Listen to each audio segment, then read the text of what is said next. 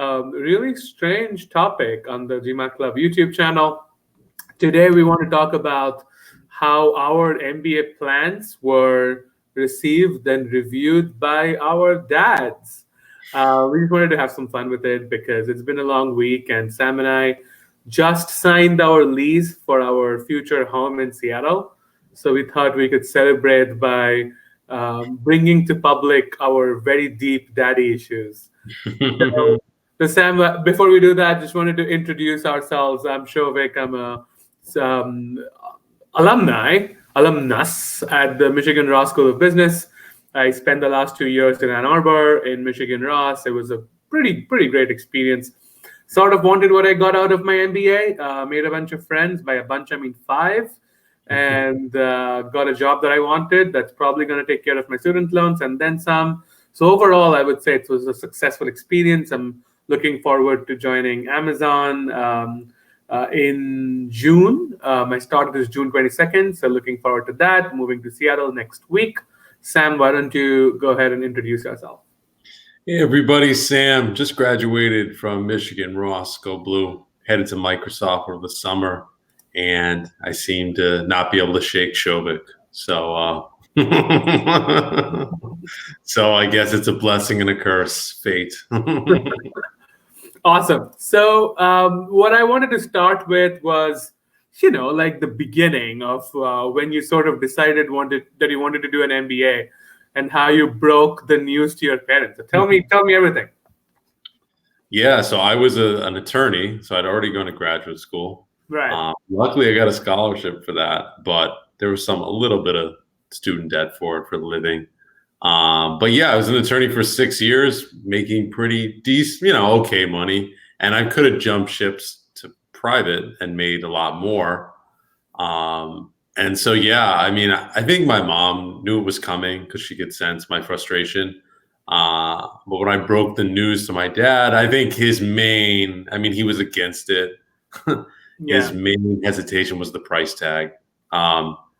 So he was very into me applying to schools that were a little bit lower down because he thought I could get a full scholarship like I did for law school. Yeah.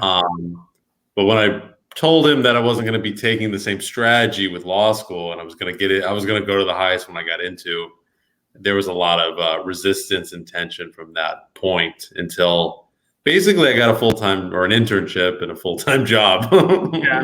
Yeah. It was similar for me. I think so. I sort of I was making pretty good money, unlike Indian standards, because I always had like 2 jobs, and I was living very comfortably. I was saving a fair bit, and it was all good. So my parents had already had this experience where I told them that I wanted to teach for India and quit a fairly decently paying full-time job at an engineering company. And so they already been to that experience, right? But when I started making money after getting done with TFI, they're like, okay, fine, nothing ruined, it's okay, it was fine. So I was like living in Bombay and living pretty well. So when I sort of broke the news that I'm gonna do an MBA, for them it was like a deja vu moment. It's like, okay, every time I do something successful, like I have to go and break it for some reason. My mom was fine. Similar, I think all parents behave the same way. My mom was okay. Like she was like, you know what, just do whatever you want. Like you've always done whatever you want, and things haven't really, gone to the fan. But my dad, I think his main thing was like, at your age, I was paying a mortgage, and I was like saving for retirement. Why aren't you doing all of that? And like business school money in the US is very expensive, and especially if you convert that to like Indian money, then it becomes even more expensive. It's sort of a pretty unfathomable amount of money if you convert it to like Indian rupees or whatever. So my dad's main point was that, can I get a slightly lower paying job without putting myself through the MBA? So yeah, so tell me more about how you convinced him, or did you even care to convince him? Well, and on that note too, I think that it really depends on your parents. See, I think, you're Shovik, you're an immigrant. My dad comes from an immigrant background. He's also Jewish. So um, it really depends. So he wanted sons to be lawyers, doctors. So Right, the idea to give up this dream of having a son being a lawyer to go be some sort of business marketer or whatever that he couldn't really even understand or explain was a big thing. I mean, I knew kind of early I wasn't going to really convince him until it actually the outcome was there. He's also very outcome based, not so much a journey kind of a guy. yeah, Um, so that road was going to be a long road. So really, it was about trying to convince them that this is an investment in myself and that I needed somewhat of their financial help, at least on the front end, and I could pay them back on the back end. So it was more for that, but to receive the kind of emotional support, mental support through this from my dad wasn't going to happen, and it didn't. but your dad helped pay for the MBA, though, right? Well, my mom and dad together did. Um, Right, so he was a joint decision maker in that. So yeah, he did agree to that, but that was after a long struggle, battle, arguing about, should you do it, not do it? Should you give up this lawyer job that on the outside looks great because you're a lawyer, but on the inside you don't like it and you're not getting really paid what you're worth either. Um, right, So yeah, I mean, I think from that standpoint, yeah, he and my mom came through on that. But there's more to support than just money, and yeah. it's not like you can't do the journey without the emotional, mental support. But it makes it easier if you have that. And I didn't really get that from my dad. Well, I'm living with both of them right now, so Yeah. I have a first-hand experience of what that's like. But like this kind of. By the way, Sam, your video is pretty blurry. I Yours is a don't bit know too. why. Yours is a bit too on my end. So let me try to spend like 1 minute to try to fix it, right?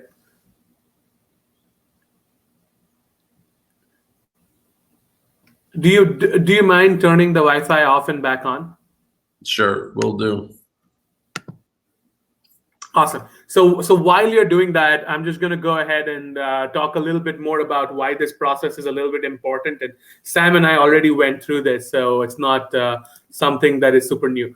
So one of the reasons why I think parents have an issue with overall, like investing on a grad school and paying such an insane amount of money to go to grad school, it's also because they haven't really done that bit yet. For them, Yeah. it was going to college, right? And the generation before that, it was like going to high school. So as you can see, like every single generation sort of go one step ahead. And like education is becoming super important. And so the more you sort of invest in yourself, the more you're probably going to get out of it, depending on whether you have done your research and you're choosing the right program. But at the same time, right now, especially for certain kinds of jobs, it is actually really challenging to make 100 grand or make a 150 grand salary unless you really show something unique.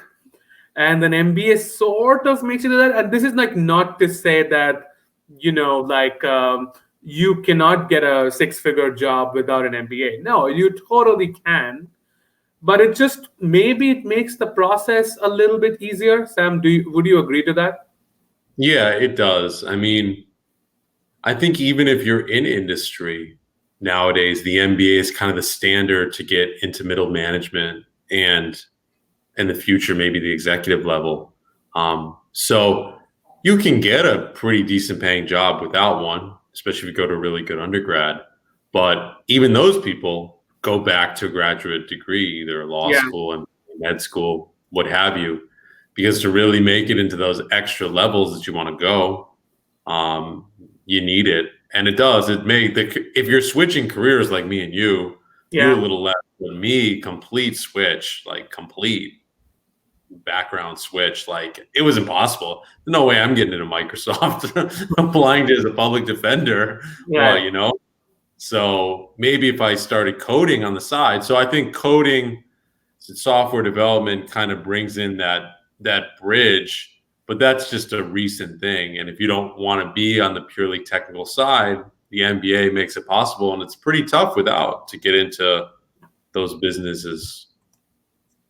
Right. So I think I'm glad you mentioned software engineering, because I think software engineering is sort of, and any kind of IT tech career is sort of the only option that you have that is a little bit prestige agnostic.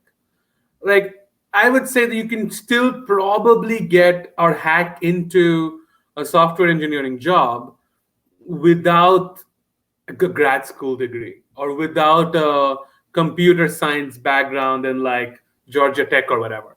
So, and I felt that while that's true, you can probably get a job, but there could still be hurdles in advancement.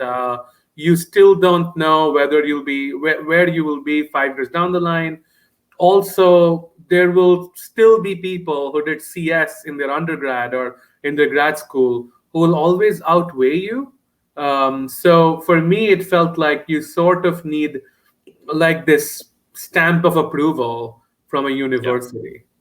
Yep. And especially in America, we're just a very degree driven economy.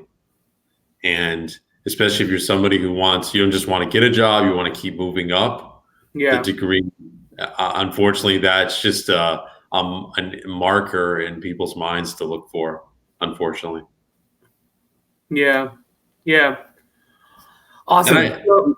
So, and I say unfortunately because it's good. It's good to go to school. You learn, you get more exposure, you learn right. how things really work. But I think a lot of people will agree that when you go through MBA, the educational aspect of it really isn't as robust as some of the other graduate programs, like an accounting or an operations, or if you compare it to law school or med school, like it's the educational academic side of it is frankly a joke compared to those Yeah. two. Yeah. So for other people, I'm getting some comments about that. But for other people who are sort of in their same shoes, it's not about, whether you get your parents' permissions or not. Like, because you're not 18 anymore, so you don't need your parents' permission or approval.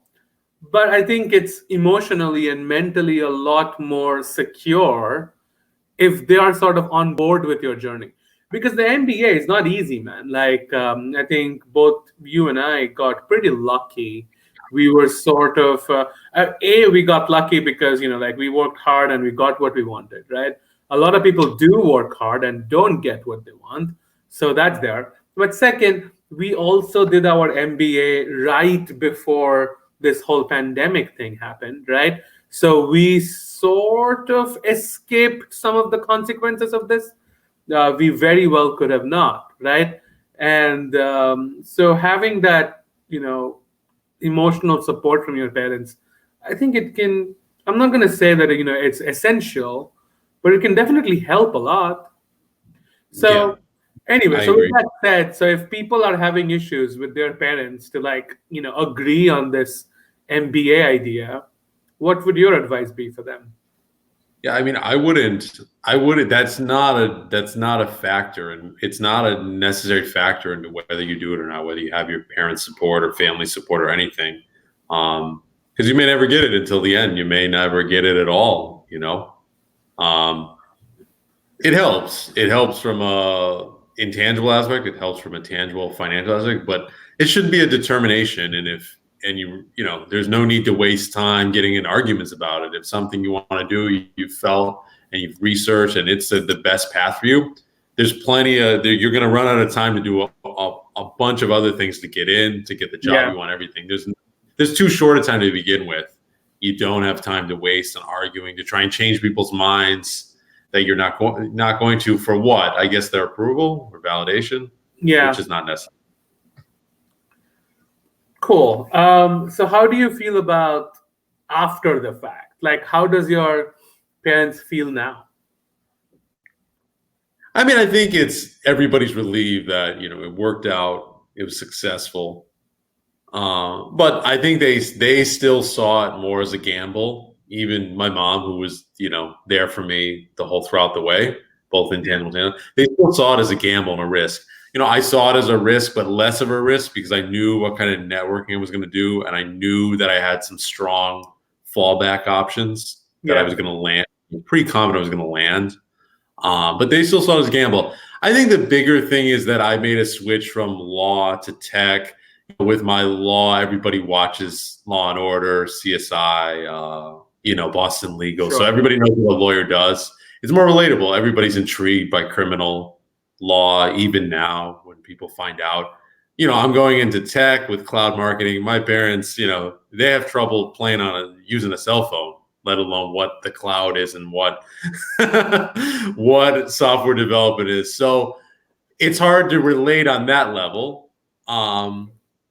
But it's been good that my dad came around very quickly after it was a success. And I knew he would because you just know the way people think and work. So I think So you leverage your signing bonus, right? He saw your signing bonus?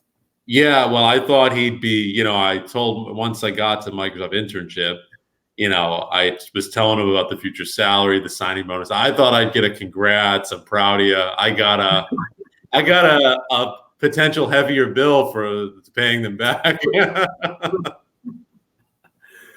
That is funny. But also like something that you mentioned, like lawyers and bankers, they're often portrayed in the media like, hot shots with like chauffeured cars and sushi bars and whatnot.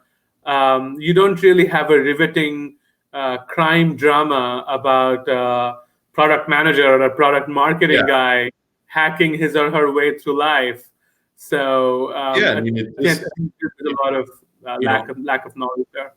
Our parents, I think our parents, especially mine, when they were through their experience, this tech thing has only been a recent thing. That was never on their radar when they were looking for jobs. So, the lawyer, the doctor, that was the cream of the crop of employment that they pushed their kids to. So it's just a new generation. And so it's tough to try and explain that to people. So, you try to do it with people you love, but, it's just not a necessary thing. I think that, especially for this topic, I didn't have my full dad support across the board, and it didn't prevent me from being successful. And so it shouldn't prevent anybody else. So you ended up being fine. Okay, I think everybody ends up fine. Okay, I think the bigger problem that I often see among people, especially like from my background or from India, one big thing is if you are not confident about the decision yourself. Like if you have thought about it and if you feel like the pros and cons and you have done your research, you should be able to defend it to your parents, right? Like, and if you can't really convince your parents, that sort of gives me a feeling that maybe you are not very sure yourself. Yeah, I mean, I think there's levels to it. It's like, are you confident enough to even tell them? A lot of people don't tell people until it's the very end. That may be more of a movie kind of drama playing out, but that absolutely happens. And so, you should be confident enough to tell them. You should be confident enough to give your basic explanation of why. But convincing them is another story. Like, I think that's not required. You can have the confidence, you can be successful at that, but you should definitely have enough of a fight in you to tell them and explain it to them. Right. Awesome. So getting a lot of questions, surprisingly. So, okay, what role are you taking up at Amazon? I'm going to be a product manager. For AWS? Okay, so how many 50% and full scholarships do universities usually offer proportion wise? And if you're cool with it, how long do you think it would take to repay the loans from India? Okay, so I'm gonna let Sam take it, but I'm gonna quickly add that most people don't disclose their scholarship information, right? So it can be a little bit challenging, but I would say maybe 10% would receive 50% or over. And second, how long do you think it would take to repay loans? It totally depends on how financially frugal you are and how much effort you spend on actually paying your loans off and not spending all your money on sushi. I am aiming at a 3 to 5 year time frame. And at the same time, I could totally repay my loan sooner. I think the earliest I can pay it off is probably be a year and a half. But I would also I would like to be risk free, so I would try to invest some of my money so that at the end of a year and a half, I'm not like penniless and I have nothing to like fall back on. Sam, what do you think? Yeah, I agree of all that. I think the scholarship thing, that comes up in people's minds to kind of cancel out the cost of it, the sticker Right. shock. Also, this, what if I fail? I paid all this money. But the thing is that, at the top schools, which you're going to want to get into and everybody's shooting for, it's going to be even harder. So you may get a no scholarship at your top choice amazing school and a 20%, 50% at kind of a fallback. And so it's very tough to get into the school, let alone get scholarships. So you're the focus, Mr. Great One and other ones like it should be kind of really getting into the school because it's a game changer. It's totally a game changer. The scholarship aspect kind of fights off other insecurities that we have. And, that shouldn't be necessarily your focus. Awesome. More questions. I'm interested in applying for the Yale Silver Scholars. Is there a good chance of getting scholarship? Not doing profile evaluations today, but if you're looking at Yale Silver Scholars, you don't really need work experience. Work experience can go against you for that program. Sam, do you know what that program is? Slightly, but not really. It's like the 2+2 thing, right? So you Okay. apply as a college senior, and no, I think 750 GMAT is pretty good. But for these tend to be hyper competitive. Like they have specific undergrad target schools. So I don't know. You have to post And it on GMAT. with that one too, if you have a 750 already, why not wait? Like, is Yale the school you really want to go to? I mean, like, is that going to fit with what you want, the region, the industry, everything? If it does, then yeah, if you can get in, go for it. But if Right. it's just I want to get into MBA now and don't want to wait, I don't think that's a really good reason to jump the gun, especially with a 750, which is like, I wish I had a 750 and I had a 720. So like, I wouldn't jump the gun with that kind of score. I'd wait. No, I agree. Hey guys, love your live streams. Oh, nice, very cool. We love doing this too. Could you tell us more about internships? What were your strategies? What could you suggest first year MBA students? Too soon? No, I'm kidding. So I would say, the biggest thing is to know what you want, right? And know what you want just as much, which is a plan A and a plan B. Yeah. So have those two things and work equally hard on those two things. I do think that I sort of sound like a god awful capitalist, but I do think if you put your effort into it and if you really, really, really put your effort into it, I think things happen. And I think as long as you don't expect things to be handed to you just because you're in a top MBA program or you're in a top 20 MBA program, as long as you don't behave like that, I think you'll be fine. But you still need to network your butt off. Like you need to meet people, you need to talk to them. You need to be very comfortable with asking them for favors. Sam, what do you think? Yeah, I agree. I think that's the number one thing. If you could say one thing is to be comfortable with cold call, email, LinkedIn, in-person networking. Yeah. People are actually very nice that come to campus. Everybody's expecting you to do it because they did it as well. And even ones that don't come to campus, how many people in our second year that we still had to like almost shove into the ring, so to speak, because they were too afraid of getting rejected on a networking reach out, like that's the one thing, to network, do it early, often, and learn as much as you can about the company, because that really sets you apart from just people who read headlines. Awesome. Both are blurry, but the conversation was interesting. Thank you. Again, we're still sheltering in place. Everything's going to change in 1 week when I move to Seattle, and I'll have very good Wi-Fi. So this is the last week of my Wi-Fi issues, but I'm glad you found the conversation interesting. And then that'll be my last week of freedom while you're gone. When we reunite. All right, forget convincing a bunch of admission members. I had to make a PowerPoint to convince my dad, and it went over. That makes sense. That makes sense.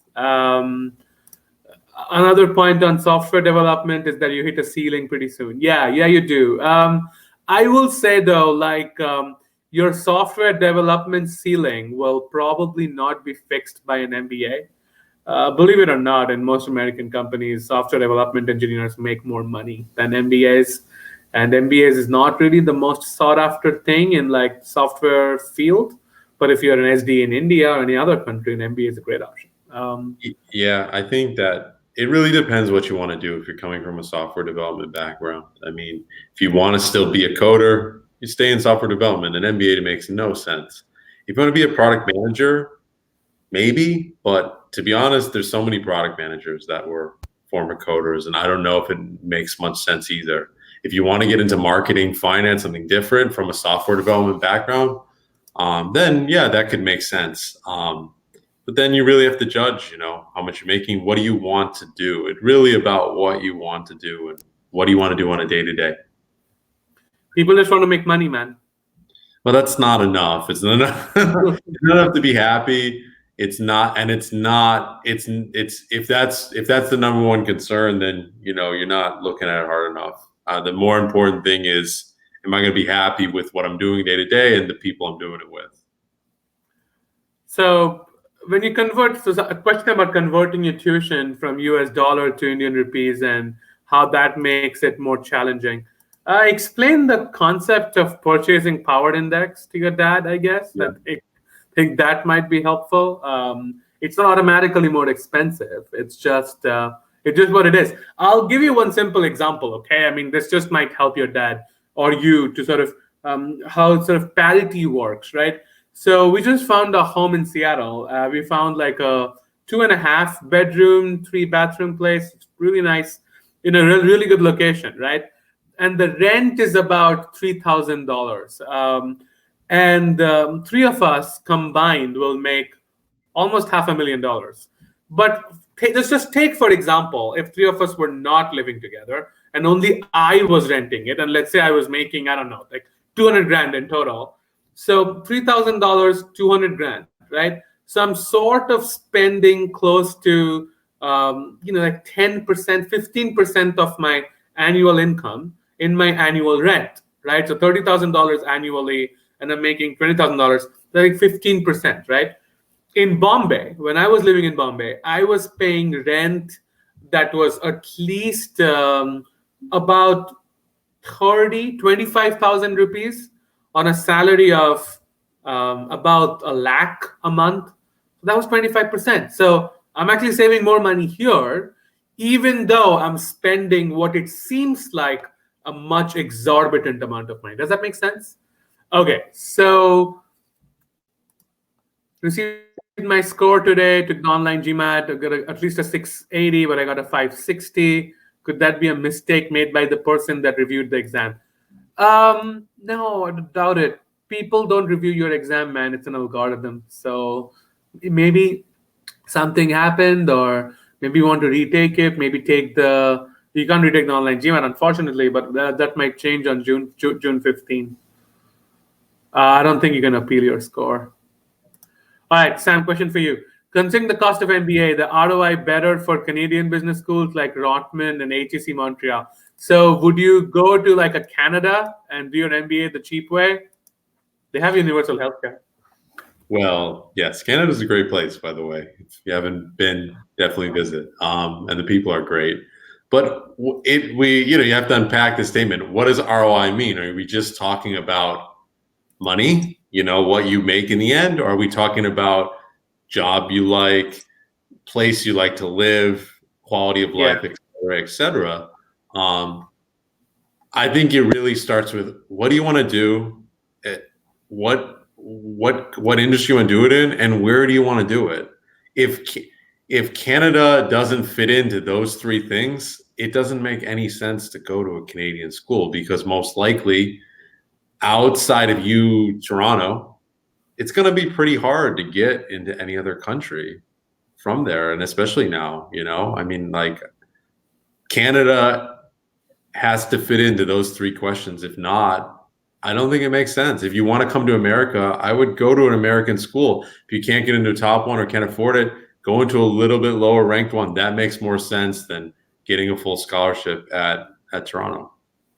Yeah, I agree. And also, like, I'm a big fan of going to a school in a place where you want to get a job out of. Yep. Right? If you want to work in Canada, let's say like the more flexible immigration appeals to you, maybe the diversity appeals to you in Canada, like Toronto, for example, is ridiculously diverse. It's just as diverse as like New York City. It's a great, and whatever I said, not to interrupt, but whatever I said, like, I'm not trying to demean Canada and Toronto anyway. Toronto's an awesome city. I mean, if it wasn't so cold and they didn't take so many taxes, I'd probably want to live there, to be honest, because it's an awesome city. People are awesome. And there's so much business there too. But if you don't want to stay in Canada long term, you probably wouldn't go to a Canadian school.